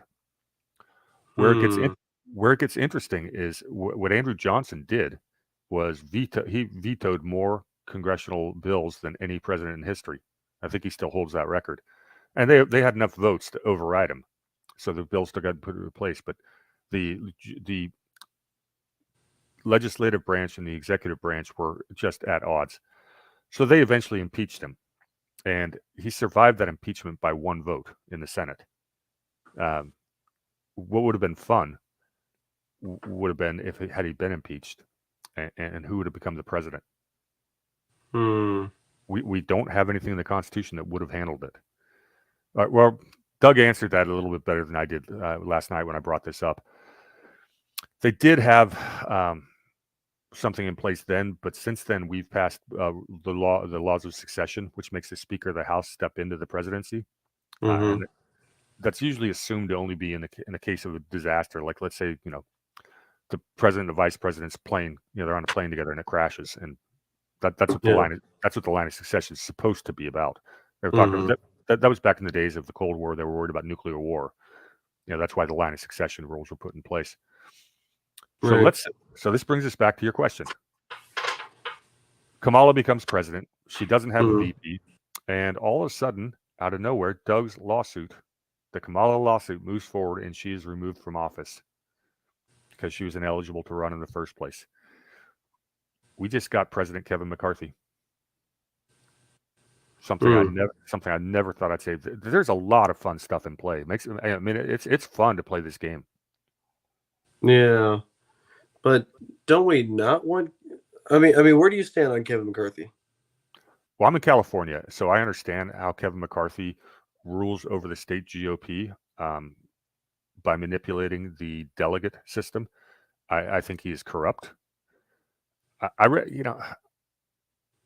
The deal he made with the holdouts, the 20 holdouts for his speakership, this is a good thing. These guys not nominating him worked out very well. That was good politics. They got a lot of great concessions, and it made Congress more functional. I'm looking forward to forcing McCarthy to live up to that. I expect betrayal. I don't trust the guy for a second. He's a career politician. I know how he got put in place. He is the California power broker. He's now the national power broker for the establishment GOP. He cannot be trusted as a president. He'd be just as bad as someone like a Pence or a Bush. He's been in the pockets of the lobbyists his whole career. That's who he is. Yeah. Who does Doug think would be vice president? I haven't heard an opinion. I don't think they have anyone that can get put in. I mean, Kamala's got some great job security. If that's the case, we'll see what happens. What was I going to say? There's one other thing. So there's a flip side opinion on Kevin McCarthy and Marjorie Taylor Greene, who's she's basically from the same corner of the internet as most of the people here on. She believes a lot of the same theories that we're not allowed to talk about on YouTube, or she did, and she's disowned some of those. She used to be a big letter 17 person. Now she's totally disowned that, which is reasonable. It's one thing to believe it when you didn't know, and it's another thing to say, okay, it didn't work out the way they said, so apparently it was bunk in the first place. And a lot of rational people have drawn that conclusion. So you're saying that people that still believe in 17 are irrational? Or well, I don't know. Look, I've been very consistent about the letter 17. Somebody wrote those posts. That somebody was very well informed. That somebody woke up a lot of people and had them asking some very difficult questions of the establishment. Can't disagree. Would the establishment put someone, do a psyop to ask questions about itself and wake people up? That doesn't make a whole lot of sense to me. Now, was the letter 17 sabotaged, infiltrated, failed? It's one thing to have a great plan, but the bad guys have good plans too. So we don't know the answer, and I think people that are out there running around the internet saying they do, I think they're fooling you, and I think they're grifters, or some of them are at least. We don't know what the letter 17 was all about yet, but it was real. Somebody made those posts. They weren't stupid. A lot of the quote unquote predictions, and that's the problem, is that those drops were so vague that you could, when you say stuff like sometimes disinformation is necessary, well, great. So now everything you say, you can say, oh, that was just disinformation. That's is this disinformation, or is that that creates doubt within itself? Yeah. So anybody who says they know what was going on with the letter 17, nah, you don't. You have no information that nobody else does. Yeah. General Flynn has disavowed it for what it's worth, but is that disinformation? The game, it's a mental. You have to do mental gymnastics. What I do know is that movement did a lot of good and did a lot of bad. You got a lot of people who are became keyboard warriors, and they're passionate, good people that have noticed there's something wrong with this country, because there is, and they want to do something about it, and they thought that sharing their information, about this idea of this counter coup to be happening was the good thing to do, and maybe it was, and some of the information they shared helped wake up a lot of people to that there was something wrong, that there was but the problem is accepting that there was quote unquote a plan in place. That's where the controversy comes in. I don't know if there's a plan or not. If there was a plan, it sucks because it didn't work, or it doesn't seem to have worked. Maybe I don't understand the plan, because these last 3 years of hell have pretty much sucked for a lot of people, and I think that's I think that's a pretty bad plan to put us through. Maybe we had to go through this. I don't know. I don't have that level of clearance, or I'm not anything like that. What I will say is, people that became keyboard warriors and blindly trust to a quote unquote a plan are not helping as much as they otherwise could. And by that I mean getting involved locally. And I'm talking about door knocking, canvassing, ballot harvesting, or whatever you want to call it. I mean, there's so much more everybody could be doing, and a lot of people didn't do it because of the letter 17 movement. So that's the part of the PSYOP argument that I agree with. It's what. Hey, tell you what, I have no idea if letter 17 was right or not. But what I did is I got active and I got involved locally, and I met amazing, great people doing so. I've got a whole new family, a whole tribe around me, and a couple of them on our channel right now. Yeah. Well, here's something interesting that maybe a point of view on that, and then we'll need to wrap this up. Or if you want to do what you did last week and I sign out and you keep rolling, however you want to do it. But it's up to the chat. Hey, real quick before Andrew brings up his last point. Last week when Andrew signed off, I stayed on the air for about 30 minutes and just said, okay, everybody in chat, ask me anything, and I will answer to the best of my ability. If you want me to do that, please make a comment in chat right now. If not, we'll sign off when Andrew takes off. You guys, it's up to you guys. I'll stick around if you want me to. That's like your own segment. That's kind of cool. Like it's good practice for me when I relaunch my channel. So I appreciate the opportunity. Of course. So Richard Doherty, who is a OSI officer, big in like the UFO stuff. I still don't believe him, but whatever. But anyway, he was saying that a lot of the alien stuff that he psyop people with were real, but he used it to create doubt and disinformation. And by doing that, and by making someone look crazy with that actual information, it discredits the information to the public. So therefore, no one's looking at it seriously. I mean, maybe that's with the 17 thing where, because a lot of it was back in 2017 and all the other stuff. Like, what if it was a psyop from, the opposition, let's call it, and it was actual, stuff, but either they've long since moved on, or it was an old plan, or, something, but they used that and had and had 17 discredited, and which therefore discredits a lot of anything that could be said, even if it's true. Okay, so Does that make sense?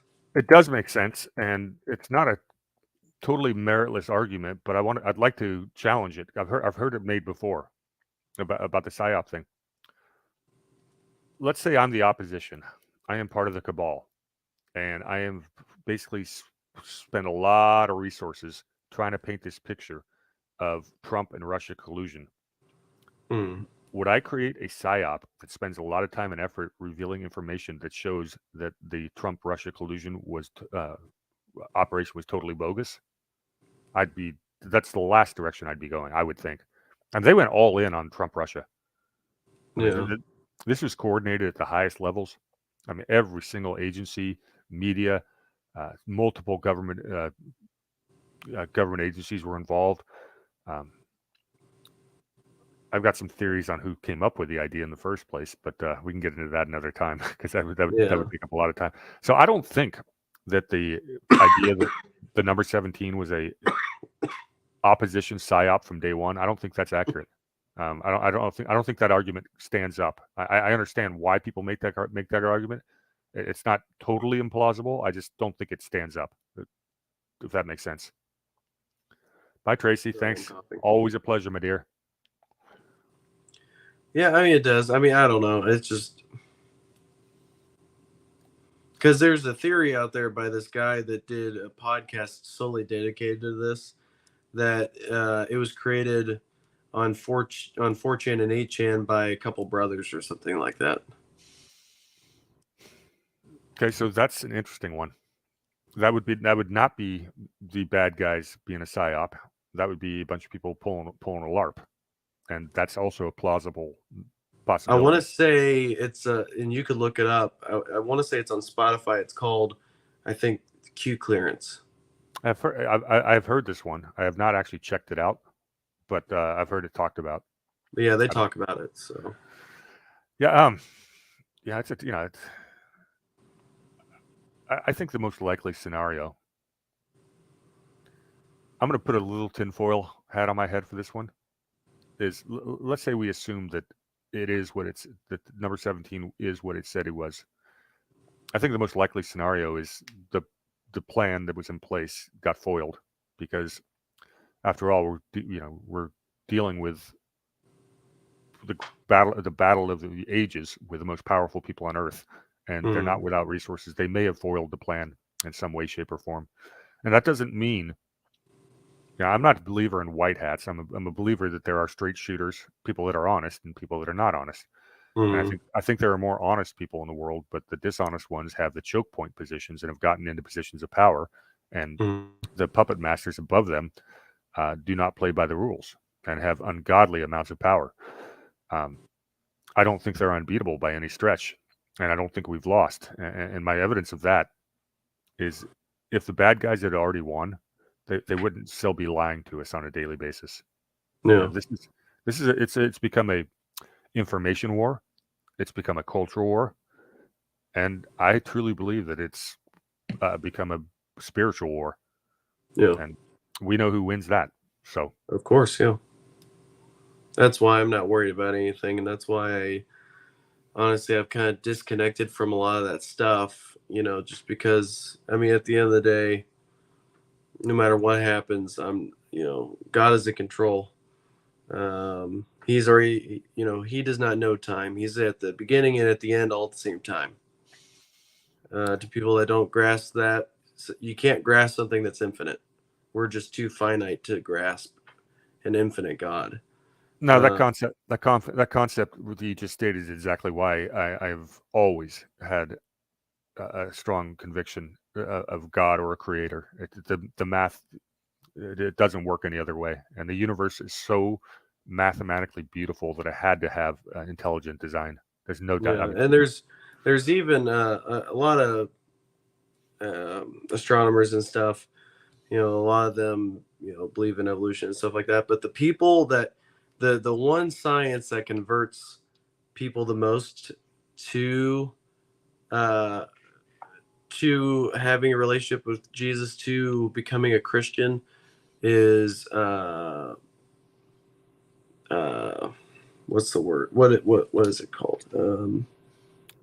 I can give you a few. I mean, and the lady hamster gave me a book for a Christmas present that talks about all these great chemical biology or something like that. It's the one where molecular biology. No, it's something with the word chemical and it's biology. It's about like cells, like for instance, how can a cell replicate itself 99.99999% accurate, and it just be from some random act? Like there's even, like whatever this field is, I forgot. I have to look it up. Whatever field this is, there's even atheists that have basically become, I guess, maybe in a sense, deists or agnostic, because they were like, there's no way that this had to been designed. There's no way it could not have been. So yeah, well, yeah, and I remember the first time I had this conversation. I was probably 12 years old, having a sleepover at my best friend's house on the back deck, looking out the stars in the summer, and we're talking about all the stars and infinity and stuff like that. And I was pretty advanced in my reading for a 12-year-old, and my best friend was pretty bright guy, and he could keep up on most of this stuff. And I was trying to explain to him, I go, look, the idea of infinity, it's a scary thought. Our brains cannot handle it. We are incapable of it. As brilliant as the human mind is, and I think we're far, far smarter than AI will be anytime in the near future. But of course, there's some people who know more about AI than I do that suggest otherwise. But we'll see how that works out. Elon, that's why I don't trust him. I don't like messing with God's design like that with transhumanism. In fact, I know where the transhumanist movement starts, and that is definitely a satanic movement. That is the transhumanists they are technocrats, and that is absolutely a satanic they do not believe in God whatsoever, which is why they want their own immortality. That's the fundamental belief. But I'm sitting there, you look at the origins of the universe, and okay, so the Big Bang Theory seems scientifically sound. I can run with that at this point until someone comes up with a better version of it. But who created the Big Bang? It's not biblical. No, it's not. No, it could be, and that's where I'm going with this. Let me finish my thought, and then you can shoot. Then you can shoot me down, because this is your subject matter, not mine. Or when it comes to the Bible, you know it a heck of a lot better than most pastors. So let me finish this, and then you can take over. The Big Bang Theory is basically all this dense matter was brought together, and gigantic black hole, and the pressure moved in on itself, and then it exploded, and that created the universe. Well, who's to say that's not how God created the universe? I mean, that's exactly how God would do it. That's a scientifically mathematical, reasonable way. So that's why I have no problem with Big Bang Theory not being biblical. But also you're looking at the science of man, though.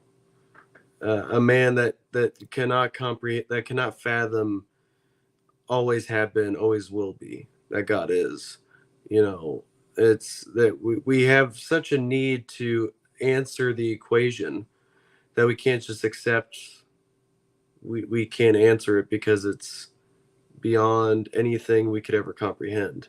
We have to put something after equals, right? And the Bible in Corinthians 13 talks about how we'll always know in part. We'll never know the full story until the end. And it's when the Bible, when in Genesis, because you got to remember, Moses did not just write Genesis off of his own mind and off of stories from other people. God told him what to write, right? God told everything in the Bible is inspired by God and allowed by God to be put in, right? So it is 110. It's perfect, and it's preserved, and it's there's no errors. It's 100% true, and it's God's word. So therefore, which also with the Bible, if you believe some of it, you have to believe all of it. Because if you don't believe all of it, you can't believe any. Does that make sense? But anyway, Well, Let me I get understand the Rose. argument, and you'll allow me to give my personal rebuttal for it, but I absolutely understand your argument because my pastor feels the same way as you do. We've had this conversation. Yeah. I get the argument. What Well, I let me was say saying, this real quick before you go on. To answer that other question with the Big Bang, when it says in the Bible, God said, "Let there be light," that is literal. Now, when the Bible specifies non-literal, it'll specify that, like with a parable, like it'll say in the parable, whatever, or it'll talk about it was a vision or a dream or whatever. It will emphasize that. But where it's not emphasized, where it's taken to be literal, it is literal. So, for instance, when the Earth was created in 6 days, it was 6 solar days, 24 hours. Right? which It was not. which flies in the face of the science that I was brought up to believe, and that's where I have the internal conflict of accepting the literal Bible. Well, there's a And lot of Christians that believe in what would be called, I want to say it's like a progressive age, where one day could be 10 yeah, million years or something like that. But that doesn't actually jive with the Bible. There's actually people that get into it where it's like one day is a solar day, right? Like here's an example.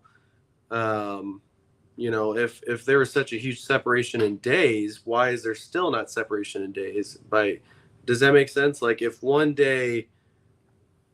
6 days and during creation was this long, it would have to continue that way throughout the Bible, but it doesn't. It was the next day, the next day, the next day, the sun rise and the sun fell, right? Why would that change? Make sense? yeah, well, it goes against the laws of science, and we've already established that the laws of mathematics and science are beautiful and perfect, created by God or the Creator. So to have those change, well, yeah, an all-powerful being such as God could change it, what have you. The reason I don't go, God could do what he wants. He could change it however he wants. In fact, he made it light and dark without the sun or the moon there, right? The thing is, though, is that when he created it, and when he had day and night, it just stayed that way. That he had no need to change it. So when it was day and when it was night, when the sun went up and when the sun went down, that was not. There's no way that could be millions of years because, again, God is consistent. Creation is consistent. Where if it was that way then, it would have to be that way now. Where a day and night would be millions of years, which makes no sense. so let me give you my version of this, and I'll do it quickly. Okay. I find a lot in the Old Testament that does not match up with what I understand about science and archaeology. Okay. I'm classically educated. I understand how science works. I understand how carbon dating works. I've seen dinosaur skeletons. The Earth is not 6,000 years old, according to that. I've got all kinds of anecdotal evidence. I've got all kinds of anecdotal evidence of that, from Göbekli Tepe to cave paintings and stuff like that. So that tells me, and I believe in God and I believe in Christ. I'm a Christian. So the only way I can justify those two opposing positions is to say that the Bible isn't perfect because it was written by men. And I've been told that the translation from ancient Greek is pretty close to perfect. My pastor is really good on this subject. But there was an ancient Greek person, someone who wrote in Greek that was a human being. And that's where the difference is. And I justify this, and we've talked about this, that man's understanding, 6,000 years ago of science and everything like that was not what you and I have today. Therefore, things were explained to them in allegories and stuff like that. And that's how I justify that. I don't know if I'm right or not, but that's the only way I can reconcile the difference between what I believe and what I think I know. And it's tough. I fight with this all the time, and I'm having conversations with people who've studied a lot more than me. I watch videos on this. I read books. It's a very challenging question, and it's an important one. But now, and again, not only do I date someone who would be on your side of this position, but my pastor was on your side of this position. I completely respect. I completely respect your side. I just, I'm a very curious person intellectually, and I've never been able to reconcile what Well, I I think. guess let me pose this question to you that you could think about, and I appreciate the people still watching, but so you and I can understand, and I can understand where you're coming from as far as man created, because we're not perfect, right? But do you believe that God is all powerful? I do. Do you believe that nothing happens without his say so? I don't have a firm opinion of whether he puts his thumbs on the scale or not. I think he may be big picture, but I mean, whether I'm not saying so with the free will topic, that's something we're not going to get into at the moment, but just bear with me here. Do you believe that, because if he's all powerful and all in control and create everything, nothing does truly happen without him allowing it to happen? Okay, maybe that's a better way to word it. Either he directly controls it or he allows it to happen, which implies, like, let's say I'm gonna go jump off a bridge. or my He friend can, dying from cancer. right? He could allow that to happen by not intervening. How about, is that a better way to put that? Yeah, and that's always been with the agnostic. First of all, there's no such thing as an atheist. There is not. An atheist knows there is no God, and there's no way you can. If you don't believe in God, you are 100% convinced there's no God. You still have to have that element of doubt, and that makes you an agnostic. You will not know until you die, and when you die, and it turns out there's no God, you will. That means you didn't find that out either. It is physically impossible to be an atheist. It is intellectually dishonest. It is okay to have doubts. Everyone has some doubt. We're all maybe I say you may not have doubts at all, but I think most people have questioned. I would say no man is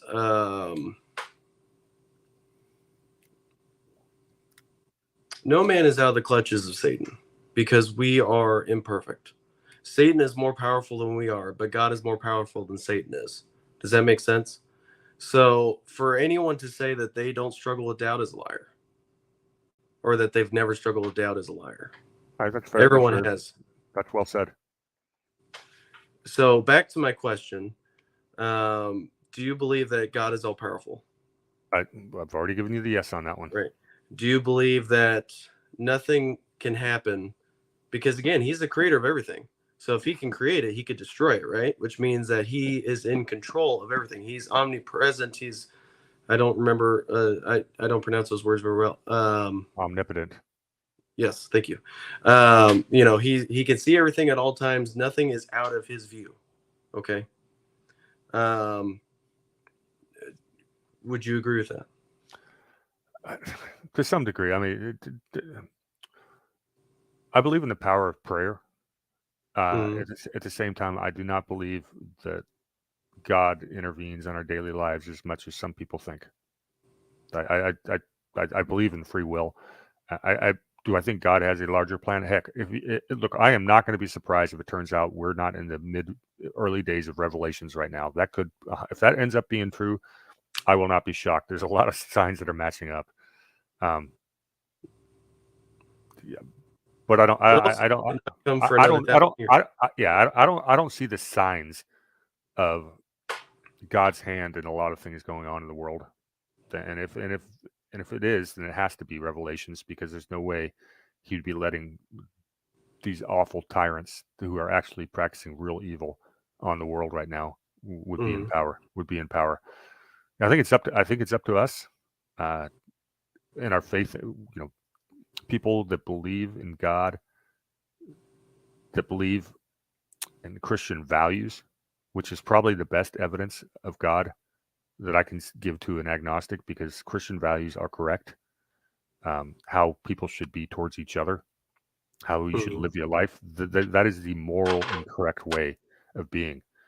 Even before Christ, the Greeks, many of the Greek philosophers, and people in other places of the world, the really brightest people from India and everywhere, had understood the philosophy of humanism, which is how to be kind, how to live your life, which is basically Christianity on a daily basis. This is not, Yeah, it is correct. It can't be questioned. When you get into philosophy, which I studied a bit in college, and I don't know, we we can go down a lot of different directions. And you wanted to close up, but this is a pretty fun Yeah. little segue. And the point I was trying to get to was that if God is all powerful and he's in control of everything, then wouldn't you think that he could control the people that write his book, his word? And the answer would be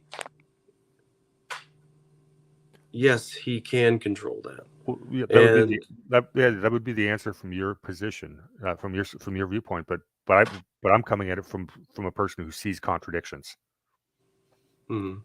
and I can't reconcile the contradictions. So I have to use the. I don't have a. If I'm going to be intellectually honest, I have to draw the conclusions I've drawn. I can't have both. I can't believe the Bible is verbatim perfect and believe what I believe with math and science, because the two conflict. So I've got to find a happy middle ground that I could sleep at night with. And I think that's where I'm at right now. And I'm still asking the questions. I'm still, I'm Mhm. still I'm on my journey, and I may never see Sure. the end of it, never find the end. But Well, do you understand where yeah. I come from intellectually? Yeah, and that's ultimately between you and God. And this is not a time trying to beat you down or nothing. It's this is the only time we really get to talk, and we're also with other people here in the chat.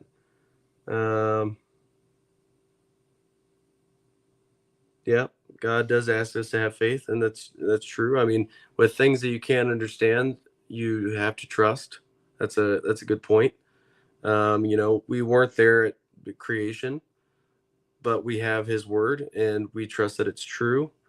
And that's where it kind of has to be, which kind of goes towards the evolution thing. And the people believe in the Big Bang. Were you there? God posed the same question to Job, um, you know kind of sarcastically. I'd have to remember where it was, but for people that think that they know everything, God's question to them would be like, oh, I forgot you were there when I created everything by myself. I forgot that you scatter the stars in the sky. This is me just talking, not from the Bible, but it's people that claim that they know don't know the half of it.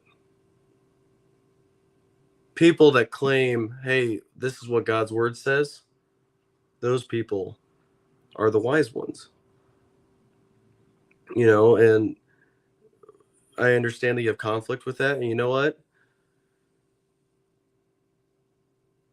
I pray that you get that settled, because that's an important thing to have settled, because again, for you to believe some of it, you have to believe all of it. Well, I completely understand that position. It's been explained to me by other people besides you, people that I care about, and I've been weighing this conversation quite a bit in the past year. Yeah. I'm just a person who I have to be intellectually I'll put you honest. this way: everybody has to learn sometime, and just because don't let anyone make you feel bad, because some Christians can do that. There's something wrong with you. No, you're in a certain point in your learning and your understanding that the only person that can really get you through that is the Lord. So let me throw this one at you, and I appreciate what you're saying there, and a thought popped in my head. But if you have a stance that either the Bible is 100% true or none of it's true, wouldn't it be very easy for me to find one part that I could prove is not true? And would that topple the entire faith? And I don't think so. No. I don't think it all has to be true. I think the Well, important. the question is the it important parts have to be true. Well, the question is it actually untrue, or are you making it untrue? Kind of back with the BLM thing, like if they can find the racism and everything. If someone's looking for contradictions and errors in the Bible, I'm sure they'll find it. Doesn't mean that it's there. Okay, well, I was trying to lead you towards a sign off, but I can't walk away from this. I the can't walk thing away from this. you do- I can't. All right. So does the Bible mention dinosaurs? uh, They it, cer- it in they a way cer- it does kind of mention dragons, I think. Okay. Well, they certainly existed more than 6,000 years ago. That's provable by how deep underneath the earth they're buried. So if Yeah, that's but the then case, again, though, that's also going on. Oh, okay, all right, So- we're gonna have to Yep. stop because Yeah. like, you this is gonna be one of those where it's gonna be like, all right, they're 10 hours into it. Don't they have to work? Like, so. well, no, it's an important conversation. I enjoy having it with you. You represent your position very well, and again, I've got to be intellectually honest. That's who I am. I mean, if I choose to shut down my intellect, who the heck Yeah. am I? So, Well, therefore, all right. therefore, I've rationalized, my understanding of the Bible to something that fits into my worldview. Hopefully, that's close enough to being correct, and it leads me to a life of being a very good Christian person. Fair enough. I repeat that last part. I'm sorry. Well, Yes. I've rationalized these conversations to myself to an extent that allows me to keep with my own intellectual honesty of what I think I know to be true and what I believe the Bible to say. And it's got to be, I have to find a meeting place, someplace in the middle. And that's what I've done. And hopefully that allows me to be a good person with good Christian moral values. And hopefully that's good enough.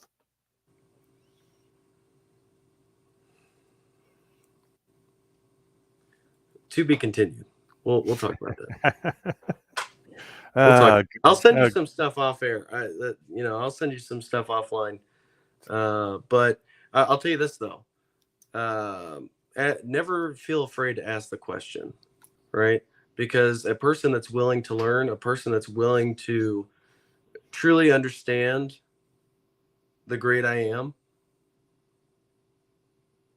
and if you go to the Lord saying, I don't understand, I'm confused on these things, give me the wisdom, the Lord will give it to you in abundance. Okay? When it comes to understanding, it'd be like a child wanting to understand his father, right? I don't understand. I would like to learn more about you. Is the father going to tell him no? He's going to reveal as much as he possibly can, right? And he has in his word. The question is are you listening? I guess is a better way to put that. Are you listening? What I am is I'm the person who asks questions. I'm the guy who got thrown out of more college lectures than anybody on the entire school for arguing with professors, and ended up being right occasionally. I'm going to ask questions. I got a curious mind, and I've got a rigorous standard of what it takes for me to say, okay, I accept that as fact. And here's what I challenge you to do, because I actually learned something doing this. The Lord revealed something to me whenever I went back through the Old Testament. I challenge you, just throw all your intellect out the window, okay? Because when it comes to God, man's intellect doesn't mean anything. My intellect, your intellect, God is so far above us that there's, what man perceives that they know. Come on. So here's what I challenge you to do. Okay. I challenge you to put the intellect aside, the need to rationalize, the need to put the solved equation together, and read from Genesis 1:1 all the way through till the end. Okay. If I could find the actual chronological list, I'll send it to you, where it actually goes through the Bible chronologically in a different way. And see what you see, just because it's. Well, I'd actually appreciate the chronological version, because that would fit with my study of history, and I do accept the Bible as a very good, one of the better sources of history for about a 4,000 year period. It's real people writing real things that were hopefully translated accurately, but And they're real accounts. A lot of those events actually happened. There is a great archaeological and historical case for a lot of biblical events, and just like the great movie, The Case for Christ, which has converted a lot of agnostics. Yeah. There is a historical record of a lot of that. But let's go ahead and wrap this up. Okay. Yeah, my wife's like, because I told her we'll be done shortly. She's like, Well, that's because we went down. It says we went down your favorite rabbit hole. So really, this is your fault. So I was trying to steer you away from it, but it always ends up going that direction at some point. maybe that's something for you to consider. I always All right. consider it. All right. Anyway, all right. Let's sign off. We're just gonna. I don't have any fancy sayings, so we'll catch everybody next week, and we're gonna be talking about currency. Hopefully, we'll have Mr. Allen with us, who is an aficionado, I'd say, of the Federal Reserve, definitely. Yeah, And how Alan is a forensic CPA, and he has got a website called FedEd, and he does lectures on the Federal Reserve and also the women heroes of the Revolution. He has a wonderful lecture series on that as well. He's a great guy, a good friend, and he hosts Doug and I on Sunday nights at 5:00 p.m. on Patriot Soapbox, and we are going through the Federalist and the Anti-Federalist papers right now. So check that out on DLive. Mm-hmm. All right. Well, we'll catch everybody next week. Have a good day. Cheers. Thanks for having me on. Good night, everyone.